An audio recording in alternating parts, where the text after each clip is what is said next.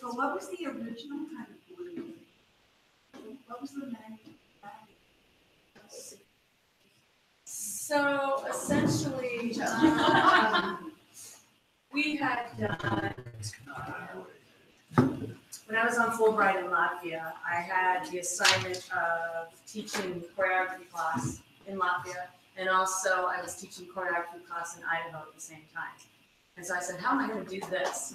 And so I started using Google Hangouts to facilitate a process where the students in Idaho could interact with the students in Latvia.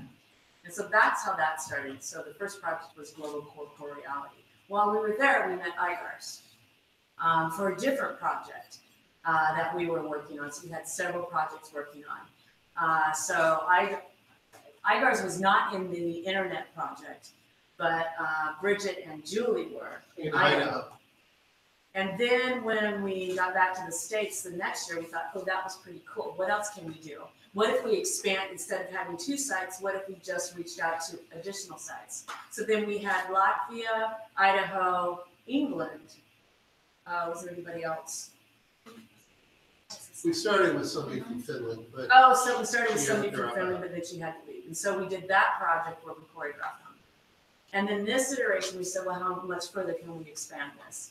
And then, meanwhile, we were doing residencies and meeting additional people, more people. So there was also the lecture from, what's his name, was here.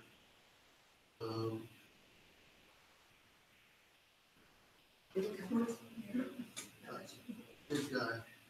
Oh, Terry. Terry.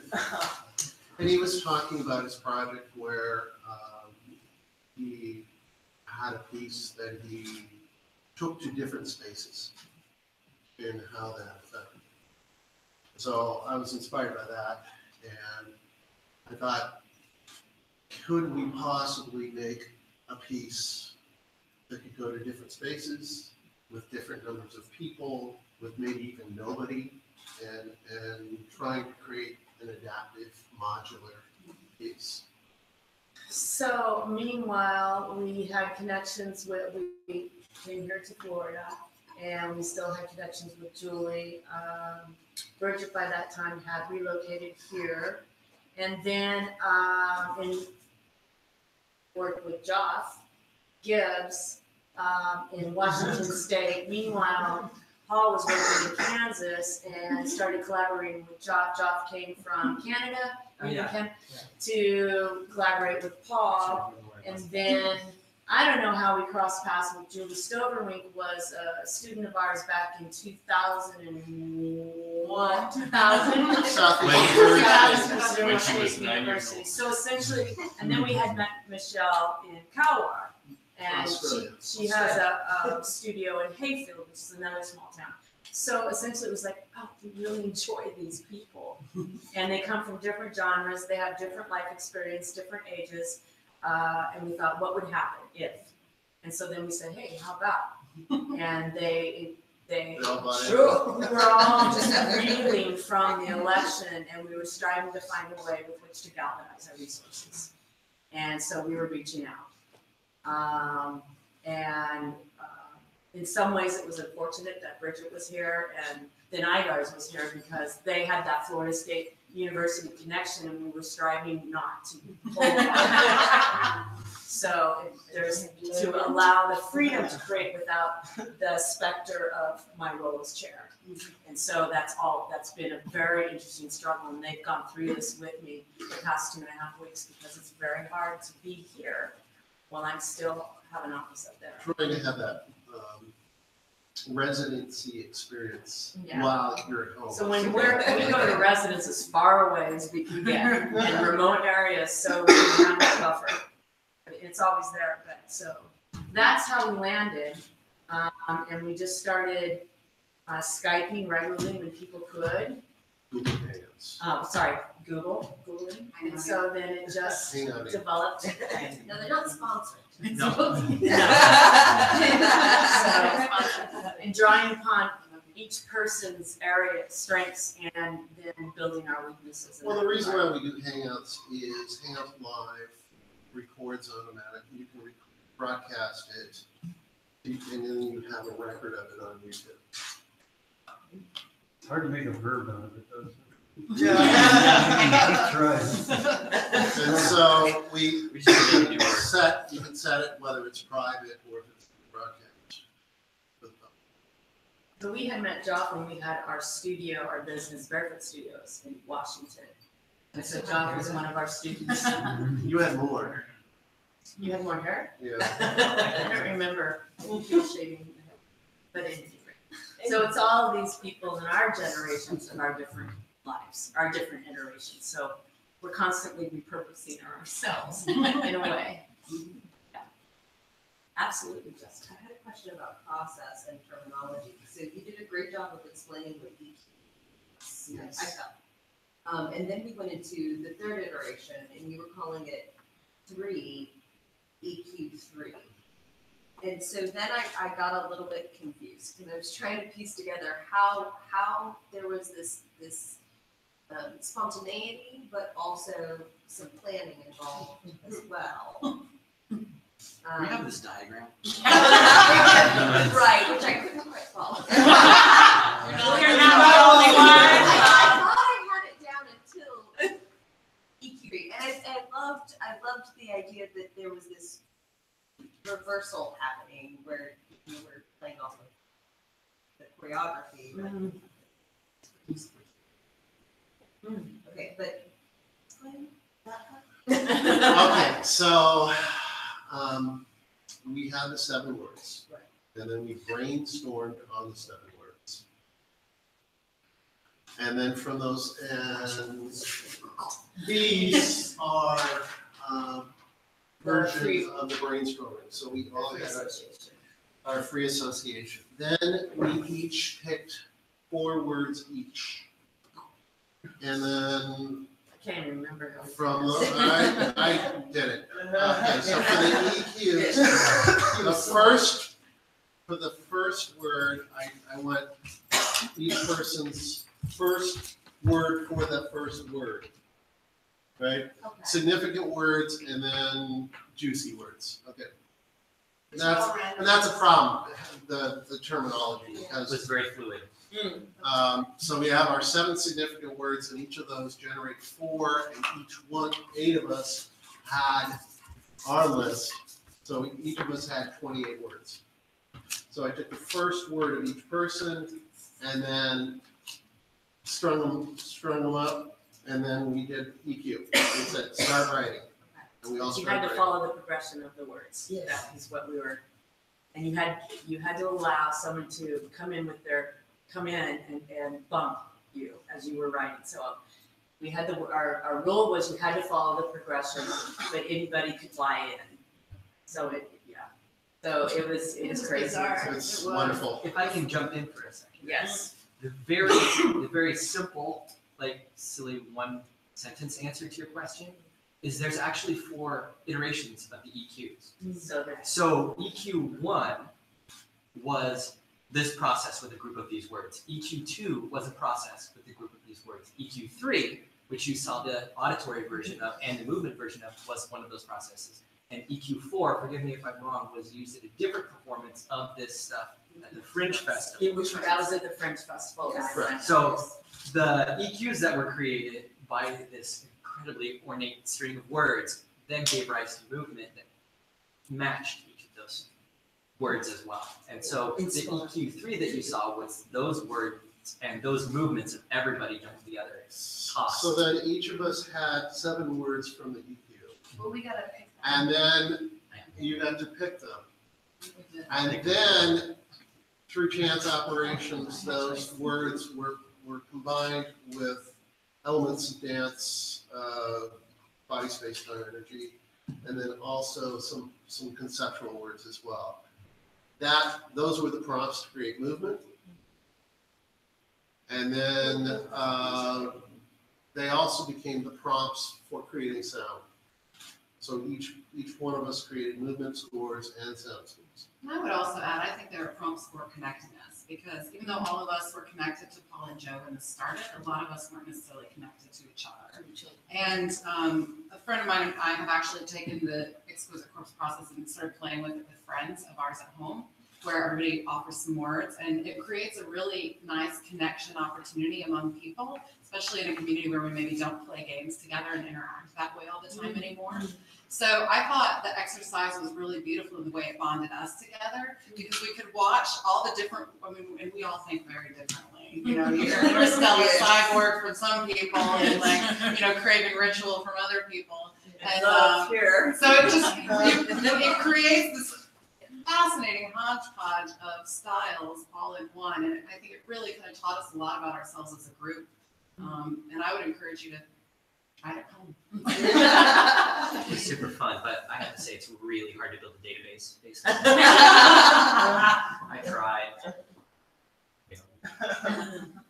And then the 7 words, each person had the 7-word text that we did the stage reading for. Each of us had our own 4 words from each significant word, and we used that on our own to create phrases. And then I started writing first because I didn't want to have to pay attention to what anybody else was doing. But people linked. Yeah, that was the other thing. It's like That's true. when we were typing things out, especially in EQs, there had to be some sort of connective tissue, so you couldn't just like have a sentence fragment and a sentence fragment. That's why some of the stuff starts strangely if you take it out of context, because there's a lot of and that's how it starts, or a but. But that also gives it a nice ellipses on either end, so you can take those modules and move them around. Invitation and acceptance. What I love is Logan, who came in later Came in for this residency. for this residency, and it's just been a lovely overlay. Well, some of us. But Logan, what were you saying about how much information we gave you to work with? Oh, it's about 7.5 Compared gigs to of Tiffany? just audio, which is larger than the collected works of Webern. It's only 7.5 gigs. Yeah, it's only I must not have sent in my raw down, so this would Oh, save, those save were my just processor. MP3s. It would have been heftier depending on how you saved it. But just the mix downs, the MP3 version, the equivalence of it all, 7.5 gigs That's of a audio lot. data. That was what that big copy at the end of the second EQ2. Oh, sorry, yeah, was all of it at once. That's kind of great. That sounds Prolific art. Yeah. We were gonna auto tune it, so it was all in like. It wasn't a legitimately a plan that was compact. So Tiffany had a question, but she Yeah. had to leave. Her question was, after doing this module, what information have we gleaned from doing 3 modules, interpreting the information this way, 3 more different ways? Because the material is very So. dense. Well, I would defer that back to y'all, because, Yeah. Y'all? yeah, Yeah. yeah. No. Yeah. Can I just say, as an audience member, I was glad that there was more than one iteration. It gave me, I think that if I had been in Atlanta and only seen one iteration.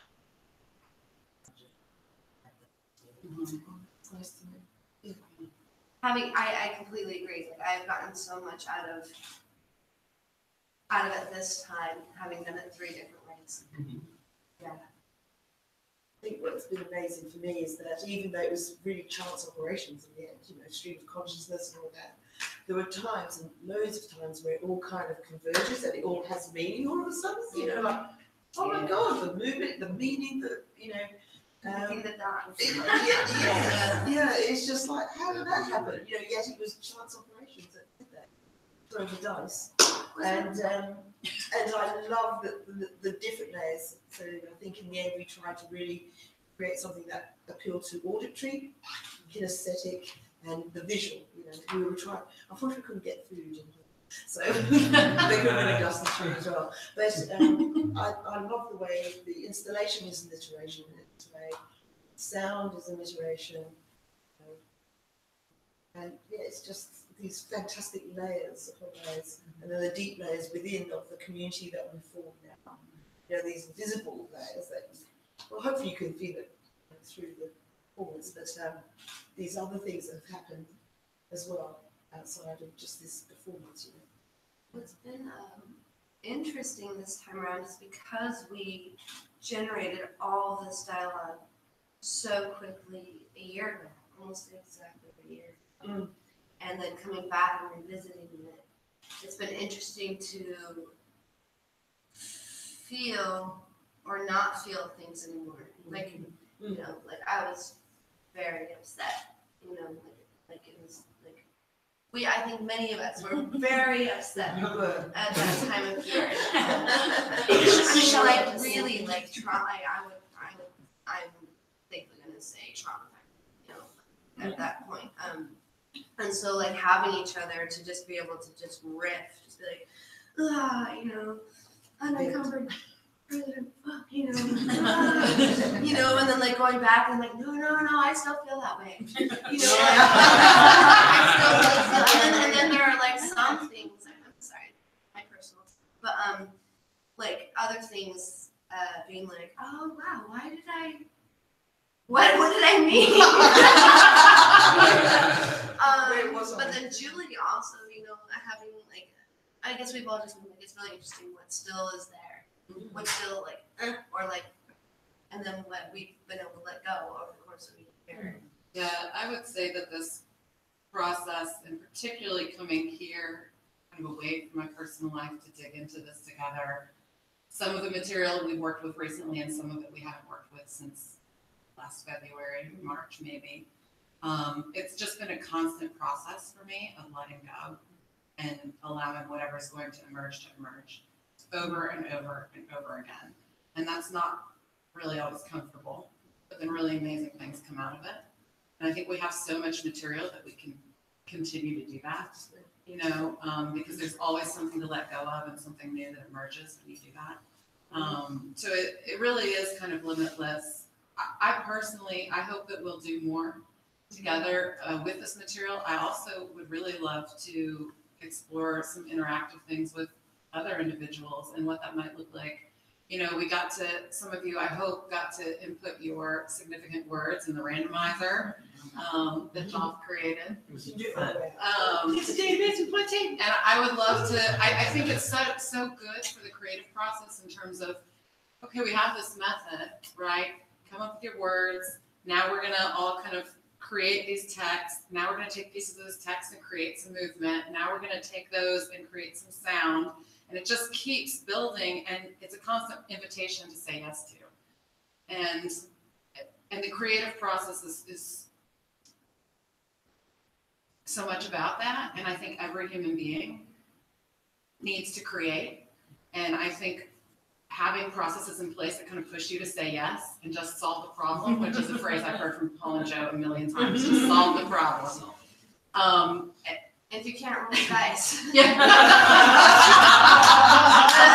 That's like the greatest part. Yeah. The best way to let go is like, Let go of stop control. rolling the dice. Yep. And there it is. And see what emerges. Yeah. Right? I would love more people to get to experience that with us and with their own words. And that would be what I have to add. I feel that it is gonna grow, you know, that's what I'm picking up. I thoroughly enjoyed it, Thank you. And, Thank you so much. just all, like, all the words and stuff, I share with Paul, I celebrate 21 years as a Friday. And I happened to like interact that with what was going on here. And the words, and letting go, you know, patience, talent. I mean, it was just like, whoa, this is not an AA meeting, but it's a musical dance. Everything you all described in my recovery. And how I wound up here, like tonight, Yes. you know, to see all this. It just, I'm blown away by it. Oh, Blown fantastic. away by it. That is so fantastic, because we really felt as we were doing it that you could feel the senses starting being excited, you know, Yeah. yourself, you know, Yeah. God, I would love to be an audience member of this. Yeah. I'd love to come to this and see this. It attacked every second. I feel that. Not Excellent. food. Oh, the food these people have been cooking for us. We've been breaking a lot of bread. This woman and oh my. We've enjoyed the food, unfortunately you haven't. You have to forgive me for this question, but at any time, was there any conflict? No.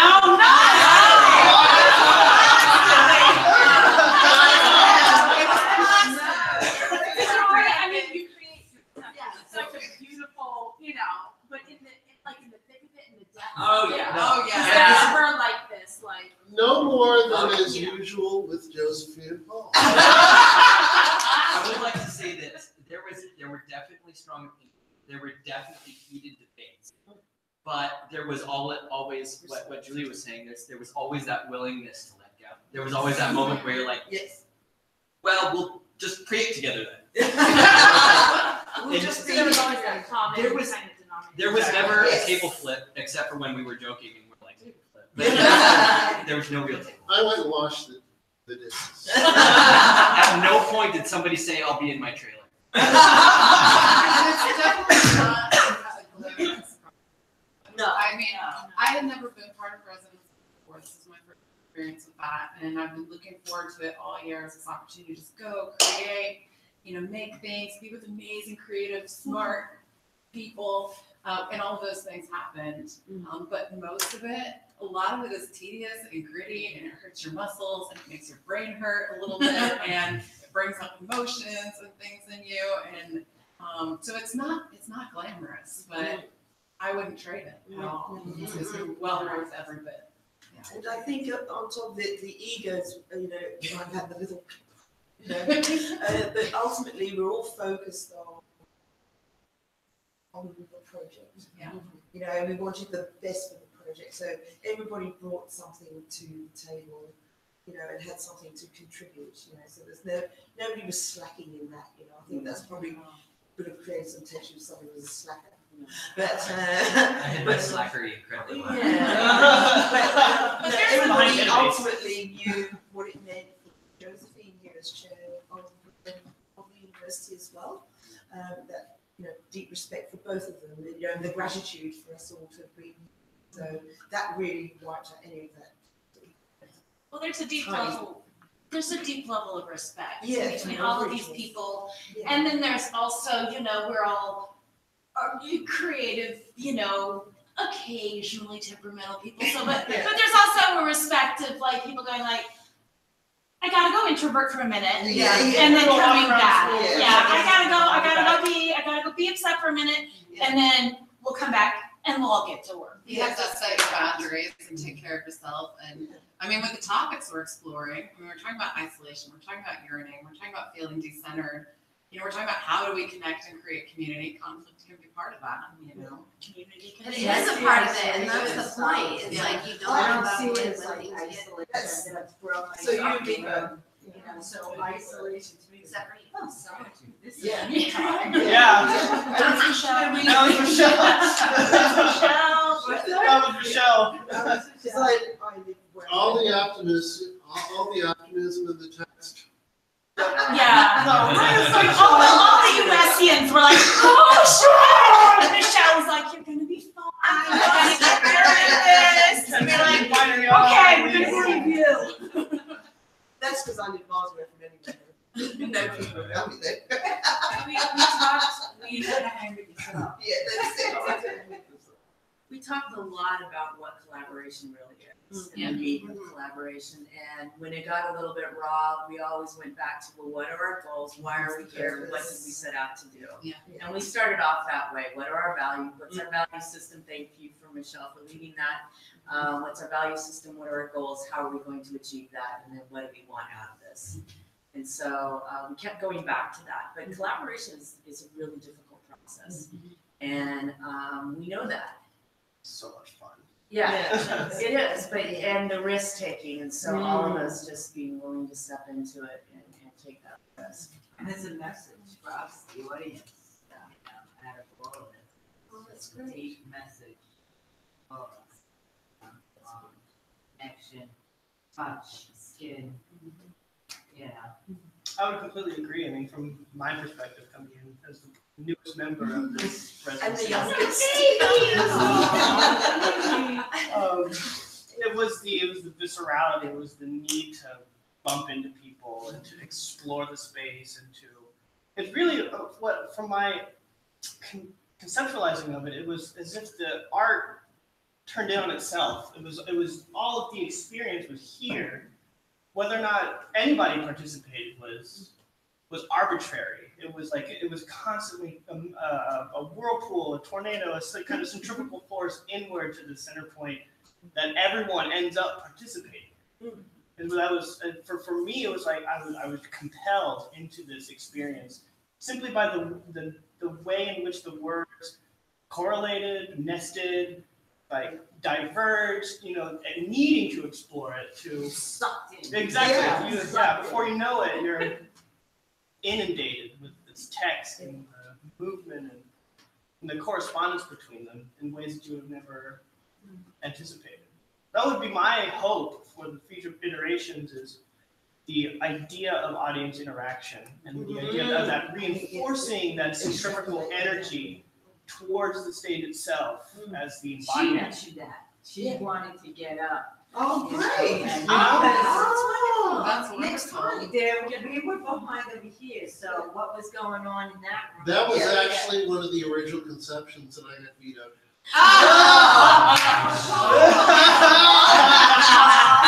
The collaborative process. It was on Tuesday. Yeah, we had talked a lot about, Paul and I are parallel tracks going in the same direction. But anyways, we had talked about, we wanted to invite people to be a part of the performance while we were moving around. And then I cautioned, I said, that's not the culture here. You're going to have, people are going to see chairs and they're going to sit. And so we talk a lot about that. And so that is something that we would have liked to have shifted, but we did not know how to set that up. And so we had to make some decisions in that regard. We That were a was our little impulse. blocked by distance. Right. So we were like doing this. So you were moving it. I choreographed You know, into it. just you kind of from the hip down, there's something very intriguing about Yes. that. And hearing what's happening from the hip Waist up. up. It's Yes. intriguing and Yes. it allows the audience to, take their minds wherever they want. Yes. Basically, and make it theirs. And, Bit of suggestion. Artistically, So- I was taking some other kind of material that was clear, more see-through. To I'm the artistic kind of like, let me do the backdrop. Yeah. So I was like, what plastic, more clear, still going on with the Sharpie, you could still see through, but then you wouldn't get this effect Yes. with the going through it and ripping it and, Yeah. Well, and part of so- the original process of collaborating via Google Hangouts was that you would log on and maybe you were like, my camera would freeze up and I would have to log out and log back on, so I would miss part of the discussion. Or there was one time that my microphone wasn't on, and so I'm sitting there going, why won't anybody listen to me today? And so there is like within Yeah, we the were process. we were doing chat for Stoverink. Oh yeah, there were a couple times I just had to type in because Yeah. I could see and hear, but they couldn't see and hear me. And so Yeah. so it does mimic So some there's of the real part of the experience that we process of went what through. we went through Yes. is reflected in that, but you only get to see a little bit of what was happening. Sometimes certain members were out chopping wood and Yeah. forgot completely somewhere. Did you have a question? So you talked about this happening a year ago, that everybody was in a certain place when that whole thing started. Yeah. And that several of you mentioned that it allowed you to let go, of some things. And that presumes that there's some listening going on, that presumes there's some hearing going on. Yes. How does that all come back to where you are now? Because some of you said you're in a different place now, sometimes. And I can relate to that. does any of that tie together for you, and does that have any implications for what we all should be getting out of it? We just keep chopping off those, like I had to go in because I was naughty and I didn't do my homework in fashion. And I realized when we got here that I needed to record one of my texts. And the text was the Hydra, which I was talking about, like, we just have to keep chopping off those heads. We just have to keep chopping off those heads. We just have to, like, stick together and keep chopping off those heads. And as I was rereading it and recording it, I was like, oh, shit, that was this year. You know? We just got to keep plowing through and keep working on it together. So that was kind of my little, like, experience of that. Like, okay, sometimes things suck, but I do have, like, all these incredible people that are out there kind of, you know, fighting good fight. You know, I struggled a little bit in the beginning with like the idea of like regurgitation. You know, like, okay, this is, you know, because part of this mind is saying, we've done this, it's over. Why are we going back and revisiting? Like, let's develop new material on where we're at now. You know, and then everyone's like, no, you know, there's so much more to be discovered in the text. And I'm like, okay, yeah.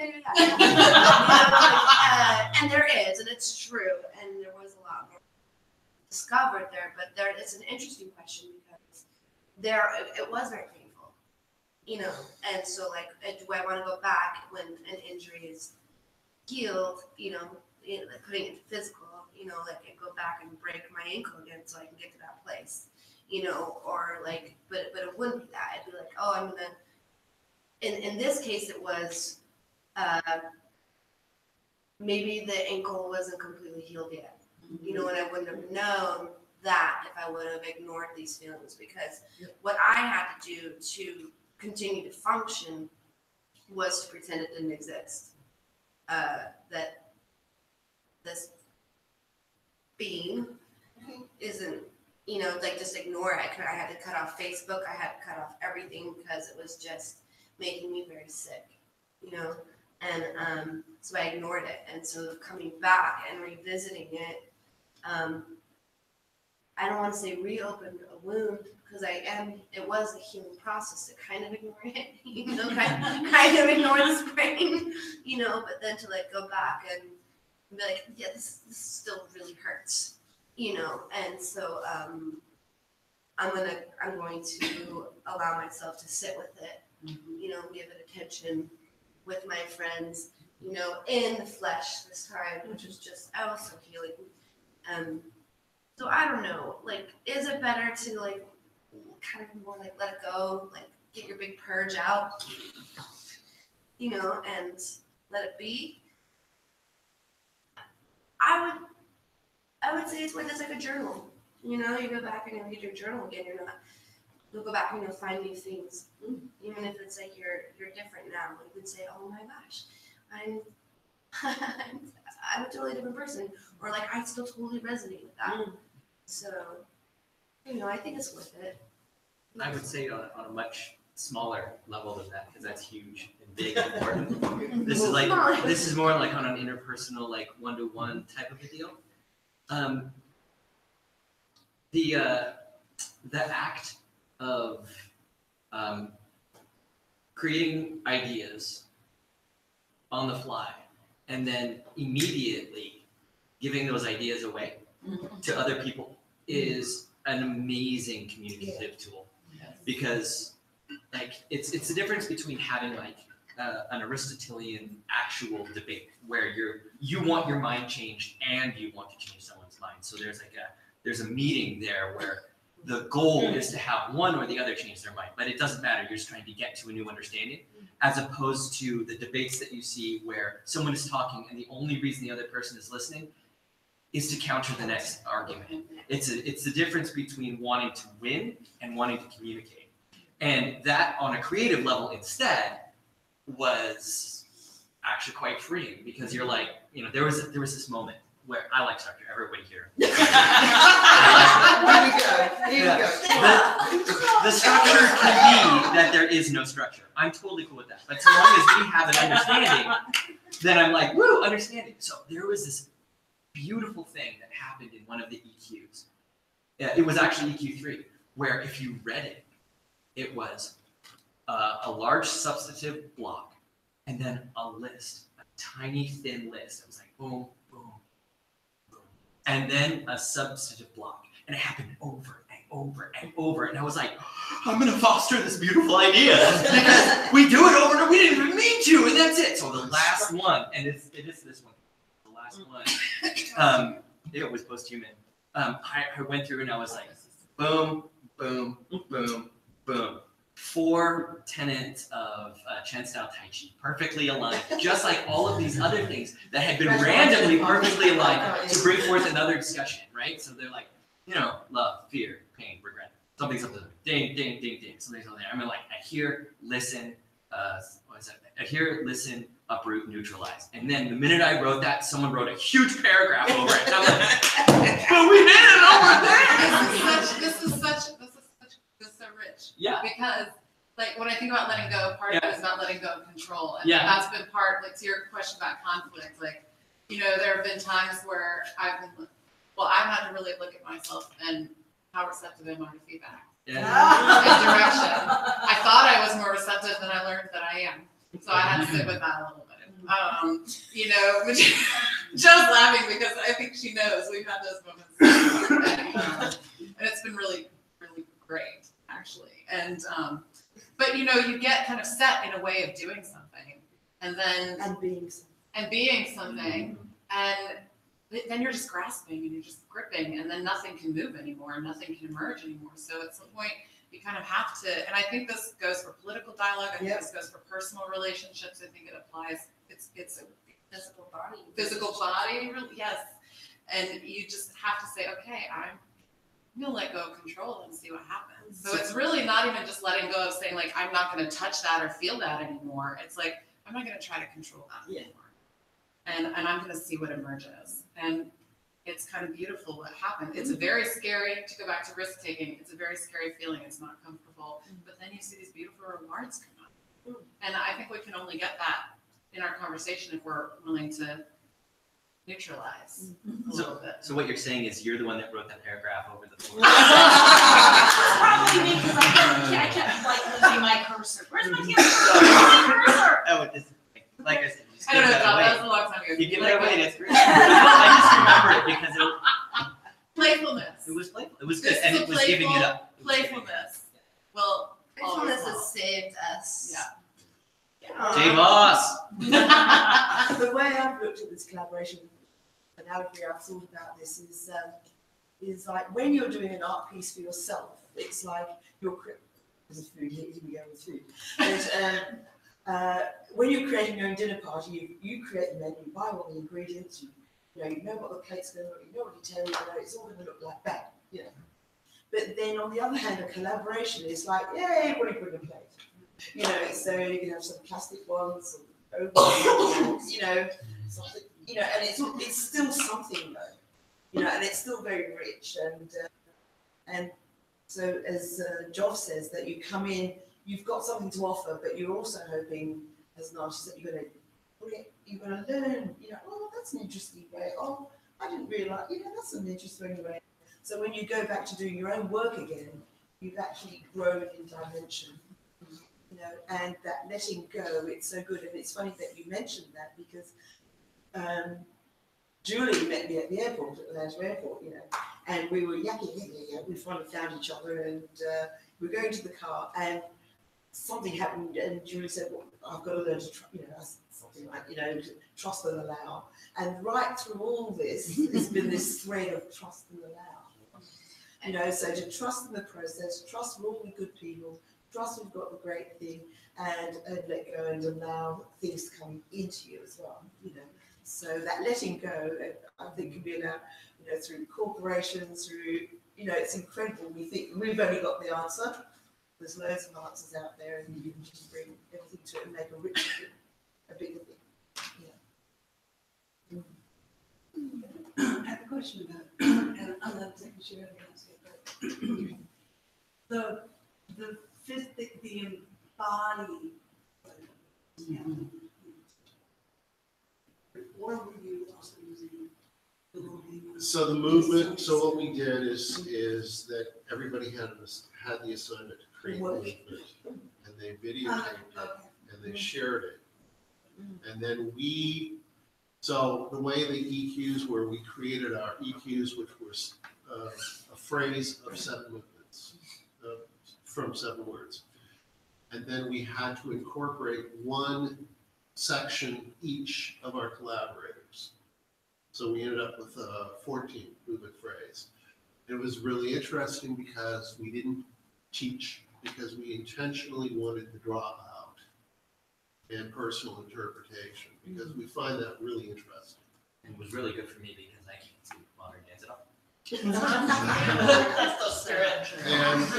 And so, and there were, so each person had their own thing. Joséphine did these 30-minute videos and it was like, okay, how am I gonna... Rocks and dirt. Close-ups, yeah. Just hands go like, okay. Josephine's the Geoff is doing Tai Chi based work. Igar's is doing capoeira. Lots of upside down stuff. And it's like, I don't do that stuff anymore. So then it's like, okay, how can I take it and be true to what he's doing, but make it work for me? So it was videos, and we all uploaded our clips, and then we just had to go off the video. Well, I guess my question is, and this is not an evaluative thing, but just like, what is the thing that happens then when you get into the time? And how does the word, is there a different way you are living the words that you have been doing in the two-dimensional kind of space over there? What has that been, what experience has that? What I found was that the movements that we internalized, that we took, so we made our own series, and then we had to take other people's movements, internalize that movement, add them to our series. And then what happened was each of those movements became pivot points. When we actually saw other people moving in their own styles while we were moving in ours, all of a sudden you're like, that's my movement when you're together. Yes. So all of this stuff that was based on other things comes together. It's like when there's a whole bunch of Romance language speakers in the same room, they're like, oh, that word's just like our word. It's just the same thing. So you see all of these things line up, and then especially during EQ2, when we were doing full phrases, just movement.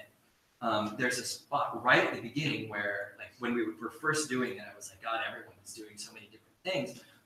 But I start with a specific movement, and then I realized, so was John. She was moving too. And then when I completed the movement, it's a movement called Single Whip, I look over, and all the way in the corner, Joe is starting it, but it's like her version, and it's like there's this beautiful cascade that starts happening where you start mapping, like going back to room number 1 over there. You start seeing a map between like your movement and the next person's movement, and then because the connective tissue was all based on those same words, they all align, and you did nothing to help that. All you did was wait, watch, and listen, and all of a sudden, everyone is not in unison, but is connected. Embodying the movement and the text. So we did EQ4 with the Fringe Festival. We did, and then we did 2 and 2. We didn't use it with the text, but with 3 and 4, we did it with the text.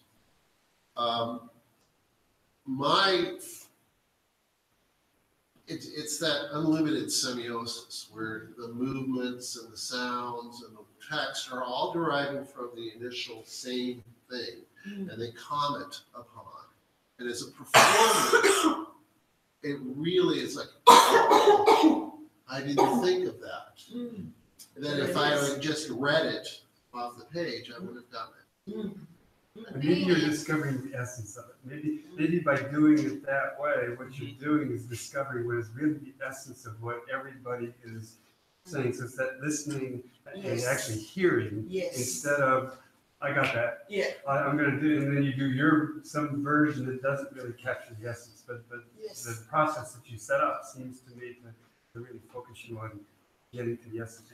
There's I'm sorry, you just touched on something that's also really cool, and it goes into your question as well. The other really neat thing that happens is you get it wrong. So you learn the movement by watching it, but it's two-dimensional, like you said, it's flat.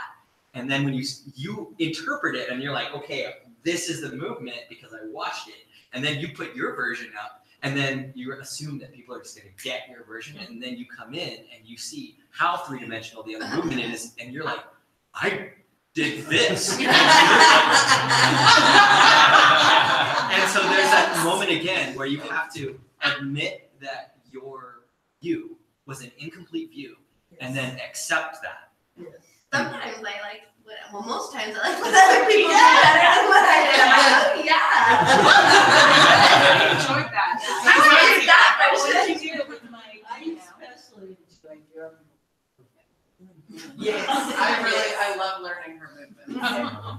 It's, I take this as a compliment, but only because I have that childlike mentality. But that's what I got from your stuff. I like to play. Yes. And I got to come and play with my favorite people in the world for 3 weeks. It's fantastic. And it's a lot of the movements.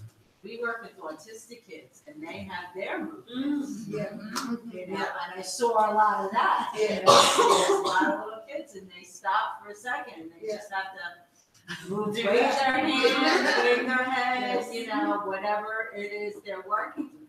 Then it stops. But I saw that when I spoke to you. I saw. It's like maybe they have kids. While they were online, kids were like playing dancing. Mine are big kids now. You have big kids.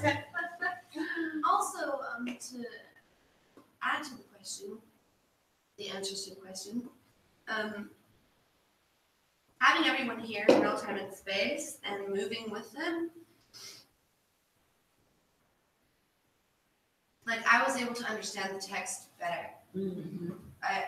And I guess, also they were here right now, they'd be like, Paul, what does this word mean? Or like, what did you mean? What does this mean? Like just being in space. Or sometimes it's like I wouldn't have to ask because I could see how they were doing, feel how they're doing, with their breath. That's something that gets lost digitally as well. It's like their breathing patterns. And so when they're doing the movement, you can be like, oh wow, that meant something entirely different to them than I thought it meant, even looking at the video or reading it. Also very interesting to see how it would change, like in different times. But there was usually like a thread, and then it was usually the breath that provided that information. And that's only in real time and space that you get. It was interesting because it really, we were talking about questions of community and can we build a community through these virtual tools. And it was interesting because I really feel like we did. I really felt like we were a community and that these people were people I connected to before we came here. That being said, there's something about being in face-to-face physical, I can touch you and hug you Feel your weight. and see you space that just makes it that much more real. And I feel going forward, it makes it like now that we've had this, like we can go and we can reconnect virtually and it's just gonna be that much stronger. I almost think it'll be more painful. Because we're not together. Yeah, it's I'll make little plushies of everybody. I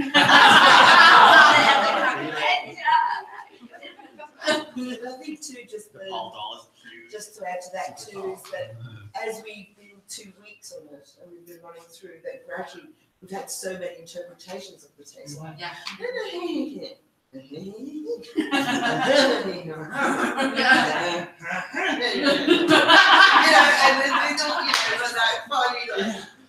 is the emphasis going to be?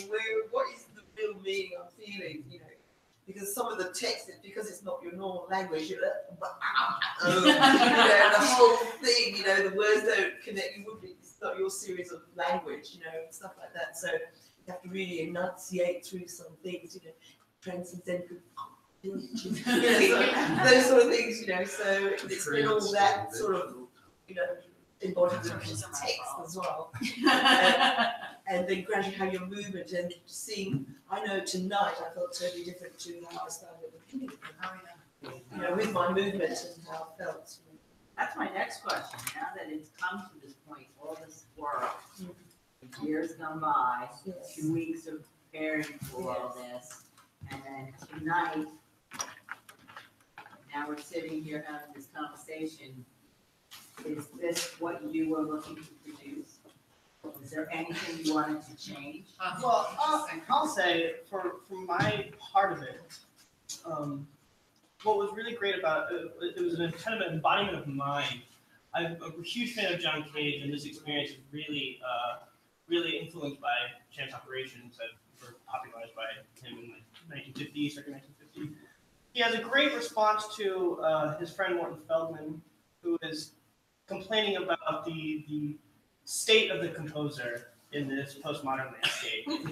All I want to do is be an artist deep in thought, sit in my chair and have my pipe and compose my music and have it really, really well wrought. And growing up compositionally in an academic environment, that is really what you're taught. You are the auteur of this sonic world that you create and you manufacture.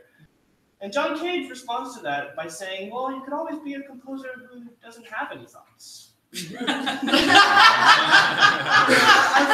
What I really cherish about this experience is how limitless not having thoughts has really been. It's the fact that the thoughts are already there between the synapses of each other's minds, that you don't have to, the relinquishing becomes joyous. And I would say, taking it further, the more people that can get involved with that decoupling of authorship and agency and all these words that keep an ego in a nice little flask. What's the word? What's your work now that it's done? You perform. What word is it? What word is here? Oh, now we have to do a new 7 words? One word for each person. Here we go. I'm ready. Can Now, you is do mine there a too? word that just, Oh. we're all brain dead now. We've been thinking too much. I have 3 words. For fuck's sake. What did you say? For fuck's sake. Can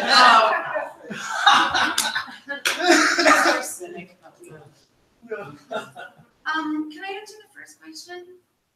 Can I comment on the first question? Sure. And then I think my word is ready. I don't know, that's what's coming to my mind. Ready. Cool. But to talk about, oh wait, what was the question? No, I had it. You were asking about what's next. What's next? Well,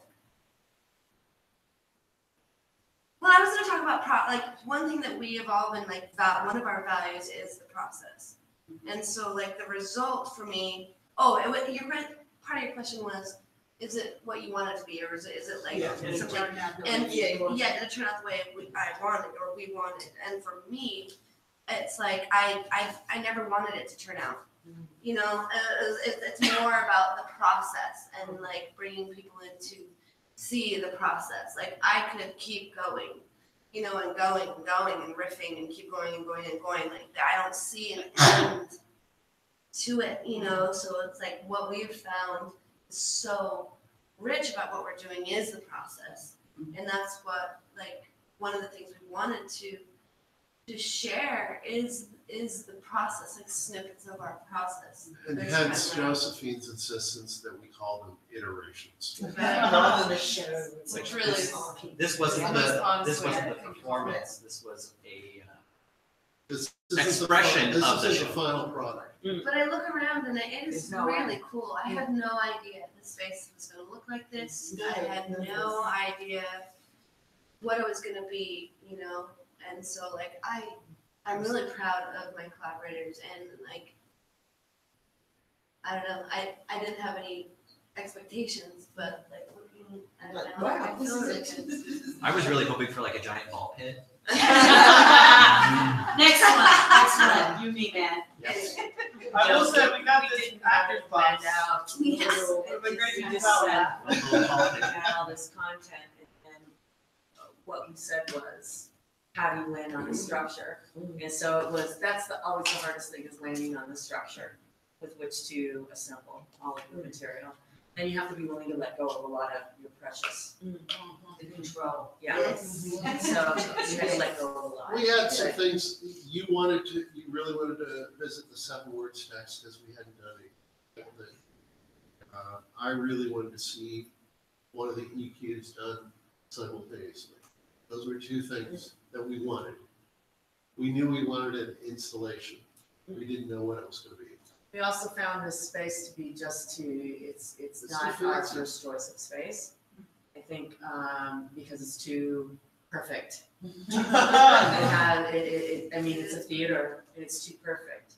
And so it doesn't have that raw, installation where you can just set up and people can walk and it's more of a, just a happen by or a happening. I feel like it would be amazing in a museum, but it's. Yeah. This is, to me, I see this as a gallery, but I think that's also, I'm bringing to this my past experience Yeah. in this space, and I think of this space as a gallery. Yes, yes, that's a nice way of putting it. And there are so many bells and whistles here. So we had to pull back. Yeah, there's But that, by being that- it's like, seduced by oh, we should use this, that was a temptation. A bandstand outside. Yeah.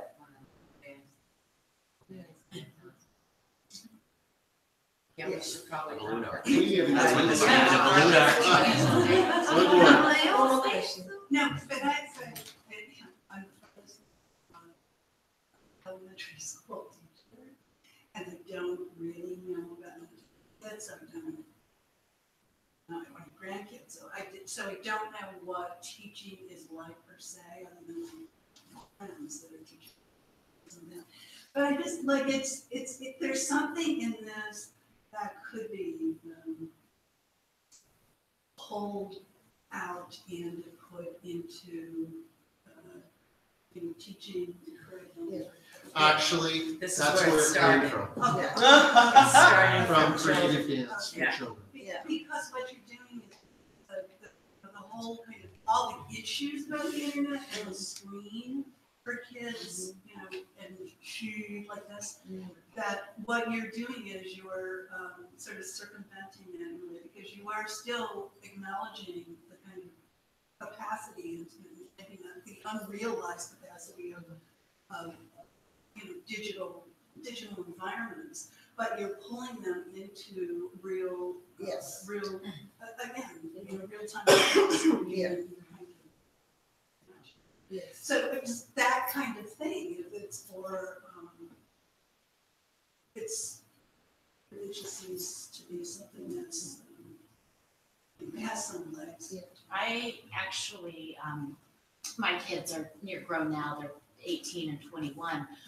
But they were younger when I first worked with Paul and Joe, and we homeschooled them in a specific school of homeschooling called unschooling, where the kids have much agency. They follow what they're interested in, pursue their passions, and it's amazing. They learn a lot of other stuff along the way of doing that, because to facilitate that.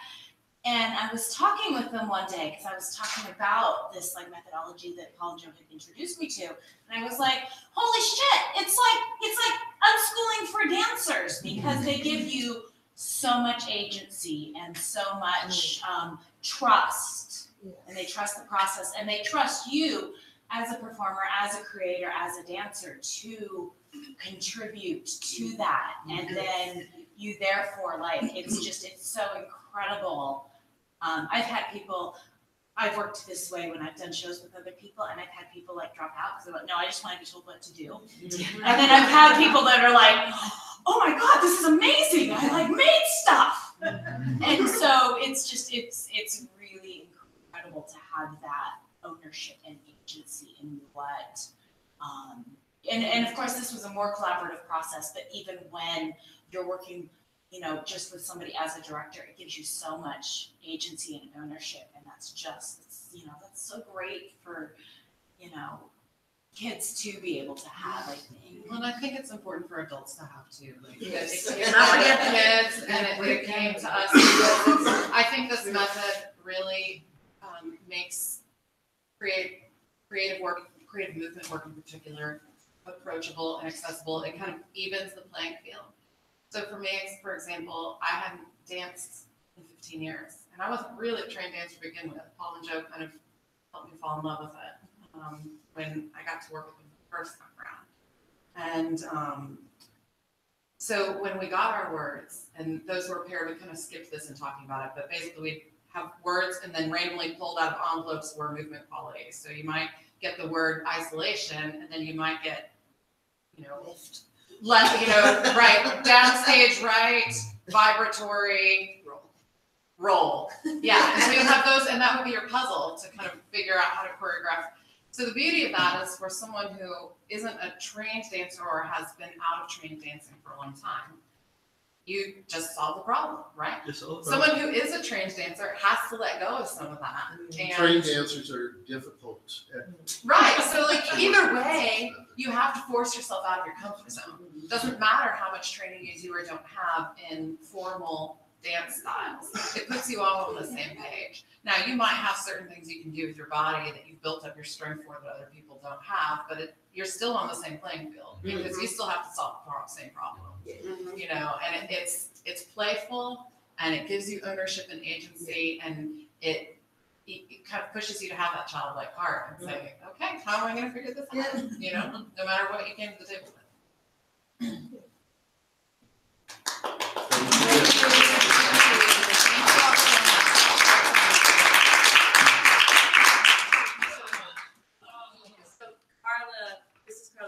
She's the director of the Maggie Allison Net. This is her space. Thank you, Jessica. And Carla fully appreciates the way we felt. Should we end there? Yes. Bye. If you're still here, thank you. Bye. See y'all later.